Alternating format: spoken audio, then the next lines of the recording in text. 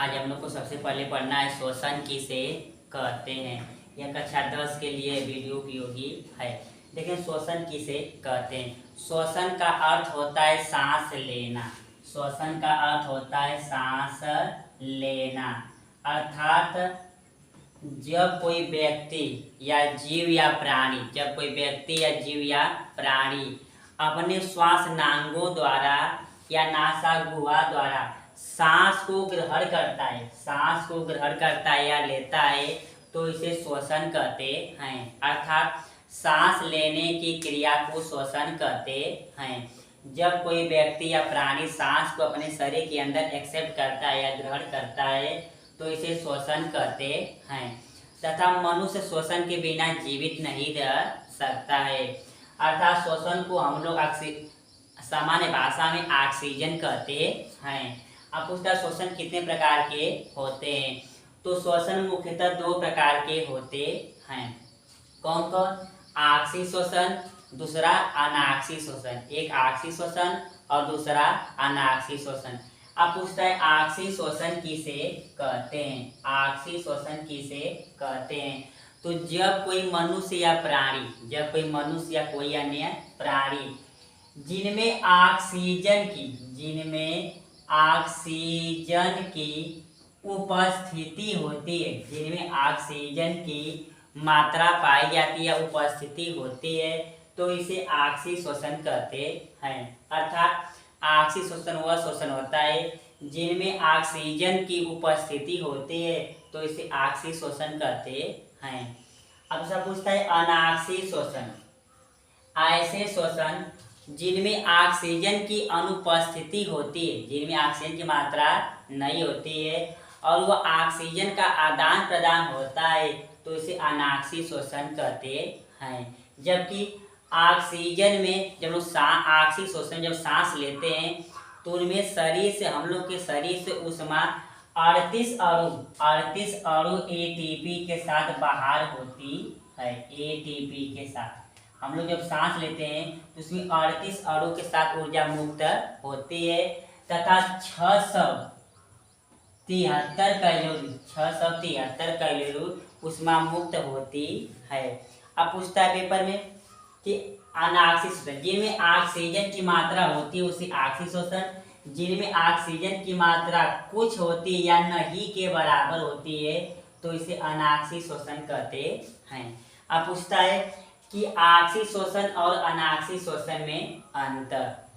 तो देखते हैं नंबर 1 ऑक्सी श्वसन। ऑक्सी श्वसन में ऑक्सीजन की उपस्थिति होती है जबकि अनाक्सी श्वसन में ऑक्सीजन की मात्रा नहीं पाई जाती है। अर्थात इसमें ऑक्सी श्वसन में ऑक्सीजन की उपस्थिति होती है, इनमें ऑक्सीजन की मात्रा कुछ पाई जाती है। अब दूसरा ऑक्सी श्वसन में 38 अणु एटीपी मुक्त होता है जबकि इसमें अनाक्सी श्वसन में 2 अणु एटीपी मुक्त होता है या एटीपी मुक्त होता है। पेपर पूछता है कि एटीपी और एटीपी का पूरा नाम बताइए। एटीपी पहले से देखते हैं। तथा इसमें जो 673 कैलोरी ऊर्जा मुक्त होती है तथा इसमें जो होती है 27 कैलोरी ऊर्जा मुक्त होती है। अब पूछता है कि एटीपी और एडीपी का पूरा नाम बताइए। एटीपी का पूरा नाम होता है एडिनोसिन, टी से ट्राई, पी से phosphate, adenosine tri phosphate. ADP adenosine di phosphate. अब पूछता है पेपर में कि श्वसन की कितनी अवस्था होती है।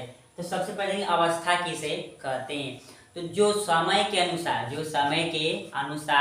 एक अवस्था से दूसरे अवस्था में बदल जाए उसे अवस्था कहते हैं। जैसे हम लोग में बाल्यावस्था, शैशवावस्था, बाल्यावस्था, किशोरावस्था, इस समय के अनुसार जो दिन प्रतिदिन बदलती रहती है इसी को हम लोग अवस्था कहते हैं। आज श्वसन की अवस्था जो समय के अनुसार बदलती रहती है या चेंज होती रहती है तो इसे श्वसन कहते हैं या श्वसन की अवस्था कहते हैं। श्वसन की अवस्था जो होती है यह मुख्यतः 3 प्रकार से होती है। श्वसन की अवस्था मुख्यतः 3 प्रकार के होती है। नंबर 1 बाह्य श्वसन, दूसरा आंतरिक श्वसन, तीसरा कोशिकीय श्वसन। अब अगर पूछता है कि बाह्य श्वसन किसे कहते हैं, तो बाह्य श्वसन वह श्वसन होता है जब कोई मनुष्य या कोई अन्य प्राणी बाहरी वातावरण के द्वारा ऑक्सीजन गैस और कार्बन डाइऑक्साइड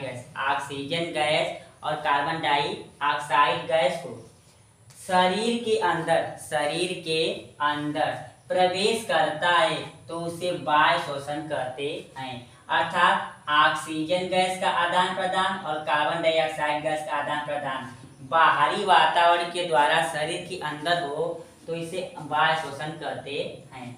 दूसरा पूछता है आंतरिक श्वसन।